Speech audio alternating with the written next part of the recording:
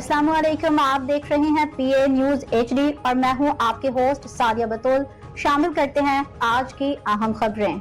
मुल्क भर में गर्मी और हबस का राज बरकरार। मैदानी इलाके हीट व्यू की लपेट में।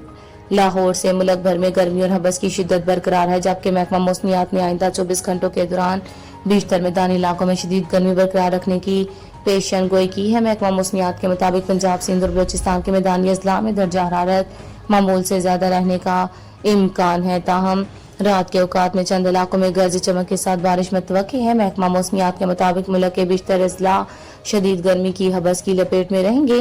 दिन के औकात में सूरज की तपश में इजाफे के बायस मैदानी इलाकों में शदीद गर्मी महसूस की जाएगी, जबकि नमी के तनासब में इजाफे की वजह से हबस भी शहरियों के लिए मुश्किलात पैदा करेगी। वफाकी दारुल हुकूमत इस्लामाबाद में मौसम गर्म रहेगा, जबकि खैबर पख्तूनख्वा के बेशतर अजला में भी गर्मी और हबस बरकरार रहने की तवक्को है।